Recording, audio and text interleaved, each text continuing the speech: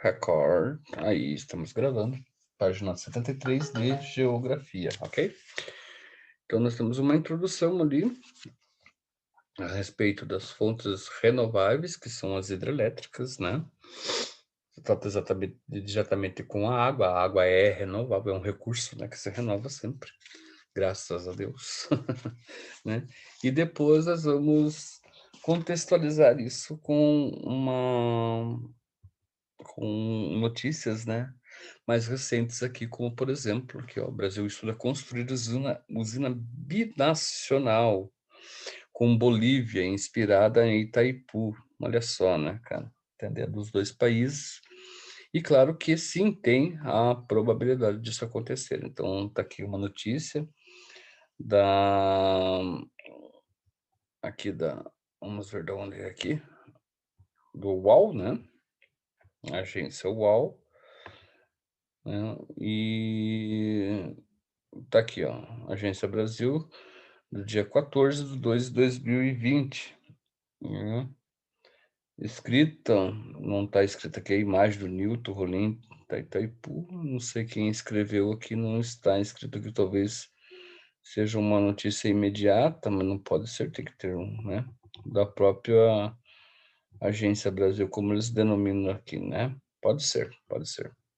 Então, por que que eu trouxe essa notícia? Porque diz respeito diretamente ao nosso assunto, né? E é interessante, né? Porque é uma união e nós precisamos disso, né? Não só o Brasil com a Bolívia, mas o Brasil com outros países aqui da América do Sul, né? Peru, né? Chile, Argentina, Uruguai, Paraguai.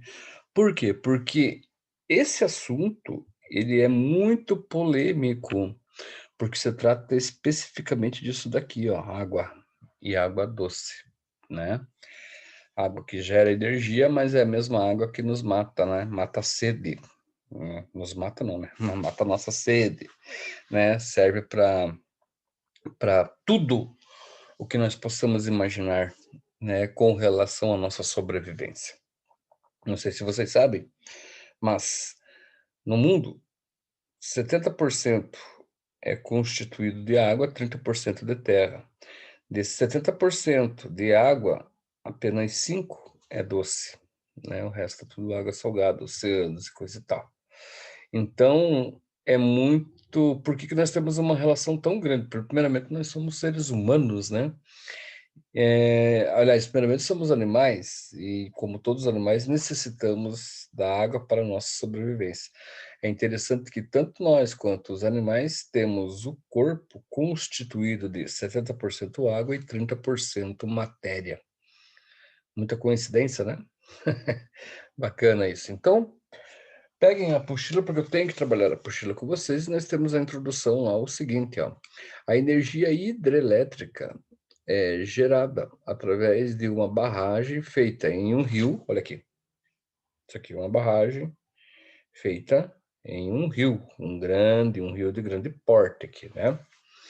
É, não necessariamente uma queda de água, e sim desníveis que possibilitam a instalação de uma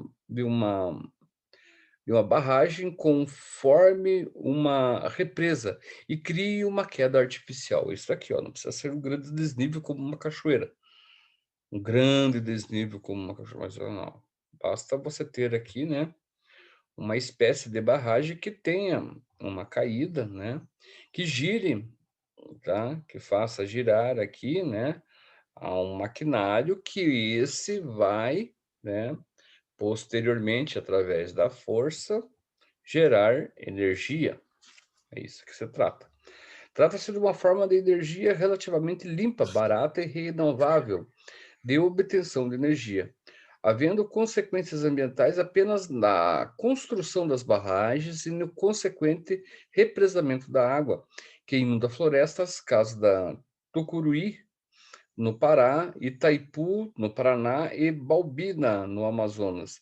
Essa inundação libera constantemente gases do aquecimento global, como o metano e o gás carbônico. Então tem lá os seus problemas, por mais que seja, né, nós tratemos aqui uma fonte renovável, no caso a hidrelétrica, ainda assim nós encontramos problemas, né?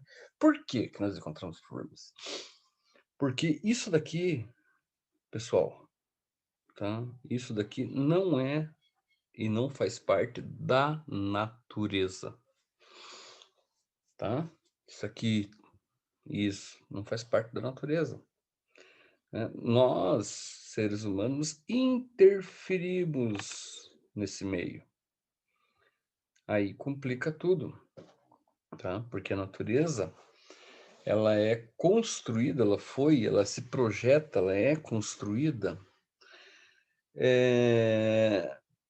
ao longo de milhares de anos, em que ela vai se adaptando ao seu meio. E toda a fonte, toda a vida vai fazendo isso. Nós interferimos diretamente nisso e causamos, com a nossa interferência, grandes impactos. Ele não colocou aqui, mas tem, né, também a represa, né, que foi criada também em Belo Monte, né, que inundou né, milhares de hectares, né? Então lá também teve um impacto ambiental muito grande. Só um pouquinho.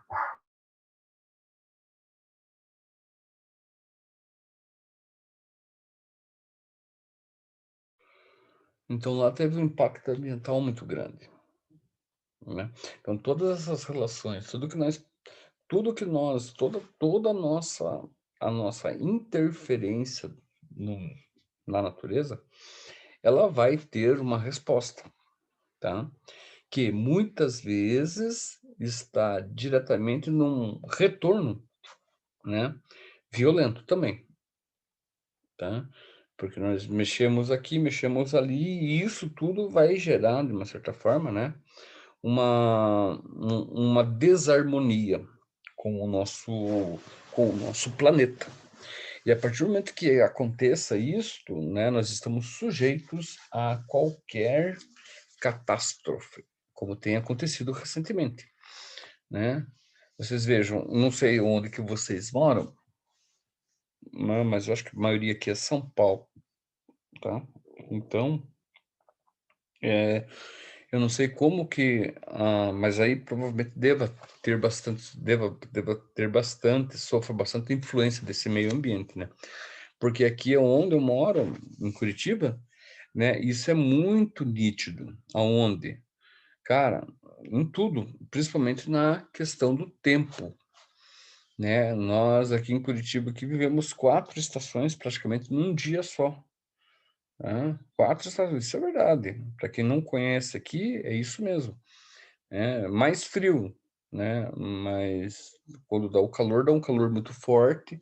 Às vezes é calor e frio ao mesmo tempo, ou seja, no mesmo dia você tem sai um sol bonito, de repente meio-dia encrespa tudo, fica tudo nublado e à noite você está com um edredom dormindo, né? Isso tudo é o quê? É o tempo. É a relação direta nossa com o tempo. E cada vez piora. Por quê? Porque a partir do momento que nós deixamos, mesmo quando nós deixamos de interferir, como foi o caso, por exemplo, da Covid-19, né? Mas, mas como nós ficamos mais em casa, então nós não tivemos tanta interferência no meio ambiente, né? A não ser pelo lixo, né? Que consumimos, né? Mas mesmo assim, mesmo com uma mudança positiva, causa um impacto, porque tudo tem uma estrutura. Toda estrutura leva vamos colocar assim, a um acontecimento. Estar acontecendo é o problema, né? É você interromper aquilo, seja para o bem, seja para o mal, né? Quando você interrompe, você está interrompendo que é um processo. Então, por mais que você esteja fazendo mal, de repente você abruptamente, né, resolva fazer o bem, né, você retrocede esse processo em andamento. Isso acaba dando resultados que muitas vezes não é muito bom, tá? Porque você está indo, é mais ou menos assim. Deixa eu dar um exemplo mais lógico para você. Vocês já viram, por exemplo, nas casas de recuperação, né, pessoas que sofrem com o problema do álcool ou com o problema das drogas, né. Então, o que que você tem, né, quando a pessoa entra naquele lugar, o processo que começa a acontecer com ela é um processo de transformação, certo? Então essa pessoa está lá, ela está sob os cuidados, ela está começando ela passa a se alimentar de uma forma mais coerente, mais saudavelmente, né, e ela está fazendo todo o processo de reconstrução. Se chegar então, o que que é o bem para aquela pessoa? O bem para aquela pessoa lá é, de repente, um copo de pinga, né, ela se sentia bem tomando aquilo, né, ela está ali, às vezes, forçada. O que que é você chegar com um copinho de bebida alcoólica e dar para aquela pessoa? É você interromper aquele processo de uma forma abrupta, com o perigo de acontecer alguma coisa com aquela pessoa. Estão me entendendo? Tem todo um tempo para as coisas se adaptarem ao seu meio. A natureza é mais do que isso, né? Se você interrompe o processo dela, certo? Se você interrompe as coisas que estão acontecendo, você vai ter, sem sombra, talvez não hoje, não amanhã, mas para um futuro logo, você vai ter um feedback talvez não tão positivo, né. É diferente de você entendê-la e trabalhar com uma relação, né, uma relação que você possa tirar proveito, mas não violentar o espaço. Isso é muito difícil acontecer. Por quê? Porque nós queremos tudo ao mesmo tempo agora. Nós pensamos além de qualquer outra coisa, nós pensamos em nós mesmos, né. Aliás, o ser humano ele pensa em si próprio, né, é muito difícil ele pensar no outro. Quando dá um passinho de pensar num outro, né, isso já é um grande progresso, né, o problema é que ele faz isso sempre tirando de algo, de alguma coisa, no caso aqui a natureza, né. Nós não fomos, né, até porque fomos a nossa relação com o nosso passado é uma relação de expansionismo, né, é uma relação de explorar o outro, seja quem for. Nós viemos dos gregos, viemos dos romanos, lembrem disso, né, tanto os gregos quanto os romanos eram culturas expansionistas, né, culturas que primavam por si próprios, né. Culturas que, né, delegavam ao outro o termo de bárbaro, enquanto para eles, né, se denominavam civilizados. Isso aqui, para alguns, é um mundo civilizado. É um mundo da tecnologia, é um mundo que está em seu ápice por estar dominando a natureza, né. Eu já não acho isso, né. Não vejo dessa forma. Não acho que mas para atender milhões de pessoas. Bom, para atender milhões de pessoas sem causar um mal para a sociedade, que milhões de pessoas estudem, não é verdade? Que milhões de pessoas façam sua parte. Ai, mas existe, né, o poder que é constituído por políticos corruptos. Aprenda a voltar, aprenda quem colocar lá dentro. Ai, mas o Mandorinha exatamente, aprendam todos então. Mas às vezes as pessoas torram a nossa cabeça, né, cara. Apesar que eu mesmo estou me provocando aqui, mas é mais ou menos por aí, certo? É você fazer vamos fazer com que o outro tenha responsabilidade também, e não só eu, né. "Ah, mas eu não quero participar ainda". Não quer participar?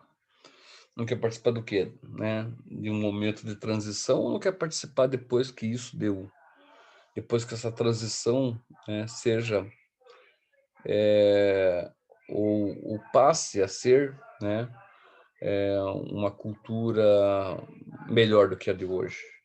Porque daqui até lá você tem tempo para pensar se você quer ou não. E a tua escolha é importante para você fazer parte disso ou não. Ah, então quer dizer que quem não participe não. Cara, eu eu penso seriamente nisso, né. Eu acho que é um todo. Ah, mas então não, tem todo um processo que você pode construir junto. É por isso que nós temos uma coisa chamada educação. Tem todo um processo que você pode construir a partir de. Do nada? Sim, do nada. Da pessoa que não tem esperança? Sim, da pessoa que não tem esperança também, né. Basta que todos estejam empenhados a isso tudo, né, em mostrar resultados positivos. E por aí vai. Tem tanta coisa para se falar, né, tanta coisa para se falar que às vezes acaba se perdendo. Aqui, ó, então o que que nós continuamos lá? A energia potencial da barragem faz girar o eixo de uma turbina, gerando energia mecânica que posteriormente é transformada em energia elétrica. Então, dentro desse negócio aqui, ó, e aqui também existem turbinas, tá? Essas turbinas, elas são ativadas em movimento, elas geram, elas passam a gerar energia mecânica que posteriormente, né, o resultado da energia mecânica vai ser a energia elétrica, né? Milhares de quilowatts de energia sendo distribuída para diferentes partes, né, do país, tá ligado? Por meio do quê? Por meio de cabos ainda, né? Nossa energia ainda é por meio de cabos, por meio de fios, uma parafernália de torres, etc, né? Mas é o que temos para hoje. Então, o que que nós temos lá? Trata-se de uma forma de energia relativamente limpa, barata e renovável de obtenção de energia, havendo consequências ambientais apenas na construção das barragens e no consequente repreparo ou represamento da água que inunda florestas. Ah, então eu já tinha falado sobre isso aqui. O que são as hidrelétricas no Brasil? Foi somente a partir de 1950 que o Brasil passou a definir mais claramente a sua política energética, devido ao crescimento industrial que se passava pelo país, ou que se passava no país. Tá? A partir de então, o aproveitamento do potencial hidráulico tem sido intenso. Apesar disso, o Brasil explora pouco, mais de 25% do seu imenso potencial. Veja só, 25% ele está falando de 25% relativo, de uma totalidade de 100. Então, nós exploramos poucos, e o problema é justamente, muitas vezes, justamente isso, porque nós deixamos, né, nós damos margem para que se passe, para que se tenha ou para que se venha uma exploração de fora, geralmente, tá, passa a ser explorado por países de primeiro mundo, que tem como objetivo o quê? Tomar conta daqui, cara, né? Dividir as coisas, né, e ficar com a melhor parte, né. A questão dessa essa relação que nós temos com a natureza, provavelmente vai ser num futuro próximo, então, e não muito, não vai demorar muito, tá, o álibi para uma segunda guerra. E já vem se fazendo isso. Já vem se culpando, por exemplo, as Farc, né, que é uma organização, poder paralelo, né, já vem se culpando as Farc como a principal, né, vamos colocar assim, grupo, né, de rebeldes que são responsáveis por abastecimento de toda a cocaína no mundo, sacaram? Colocam eles como um problema. E onde eles estão? Estão na Amazônia. Então temos que rapidamente acabar com esse grupo de terroristas. É sempre aquela ideia. E da onde que vem isso daí? Vem dos Estados Unidos, cara. Né? A ideia é sempre do terrorismo ameaçando um país, né? Um país de primeiro mundo, que é o país deles lá. Então sempre tá imbricado essa história. E isso daí nada mais é que um álibi para o quê? Para tomar conta da Amazonas, né? Da Amazônia, desculpe. Então, a partir daí existem outros grupos, né? Você veja, A Amazônia, nós temos, só para vocês terem uma ideia, tá? Na Amazônia, nós temos milhares, milhares e milhares de pesquisadores de várias partes do mundo, menos do Brasil.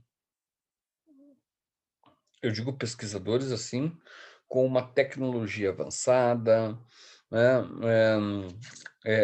politicamente estruturado, né? O que seria isso? Né? É você trabalhar para uma organização que tem fins, com fins lucrativos. Então, nós temos muito pouco. O coitado do pesquisador do Brasil aqui, primeiro que ele, ele muitas vezes ele vai para a pesquisa com uma estrutura de que um estagiário de um país de primeiro mundo teria. Né? Ele vai para a pesquisa de campo como se fosse um estagiário. E outro que não tem condições, não dá condições para pesquisa no Brasil. Em todos os âmbitos, tanto no âmbito mais científico, relação né, a pesquisa de espécies né, na Amazônia, quanto no próprio âmbito antropológico, arqueológico, não se tem isso. E quando não se tem isso, você perde muito, né? Ainda a Amazônia é o que é, justamente pelo fato, e olha só que controvérsia desses pesquisadores de fora, de uma certa forma se aterem, né, ou chamarem para uma responsabilidade do governo federal, coisa que vocês sabem que hoje não está acontecendo, né? Então, são uma série de medidas, uma série de coisas que vão interferir nesse comportamento, nesse pensamento, nessa história, né? Do que nós estamos aqui estudando, da temática que estamos estudando aqui. Tá legal? Ó, para fechar aqui, ó, no outro parágrafo ali, ó, foi somente a partir de 1950 que o Brasil passou a definir mais claramente a sua política energética, devido ao crescimento industrial que no país, por qual passava o país. A partir de então, o aproveitamento do potencial hidráulico tem sido o mesmo, tem sido intenso. Apesar disso, o Brasil explora pouco mais de 25%, como eu coloquei. Em 2000, estimava-se que o potencial hidrelétrico brasileiro em mais de 250 mil watts e a produção era de 50.577 watts.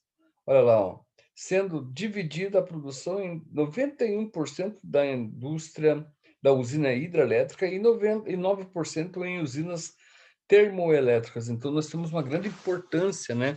E uma grande relevância das usinas hidrelétricas aqui, né? Parece, parece estranho que um país como o Brasil apresenta um novo potencial hidrelétrico, como falei, ainda assim se utiliza de termoelétricas, que dependem da queima de petróleo ou do carvão mineral, que polui horrores isso. Então, nós temos ali, mesmo com um alto índice, né, de uso de usinas hidrelétricas, tá? Mesmo assim, ainda se utiliza de termoelétricas, o que acaba ocasionando, claro, a poluição. Então, nós vemos isso, iremos ver isso com mais detalhes na próxima aula, nas próximas aulas, né? De geografia da próxima terça-feira. E de história, filosofia, sociologia, que tem assuntos que são muito próximos, né? Ou que dialogam, fazem um diálogo muito próximo com este, né? Nós vamos fazendo isso ao longo dos nossos últimos meses aqui, né? Logo, logo estamos de férias, digamos, dia 20 de outubro, 20 de novembro, nós já estamos se preparando para fazer as provas, tá certo? Então, passa rapidinho, paciência aqui, paciência com os professores, paciência com vocês mesmos, né? E vamos que vamos tocando as coisas junto aqui, tá ok? Muito obrigado, tenha um bom dia, até amanhã.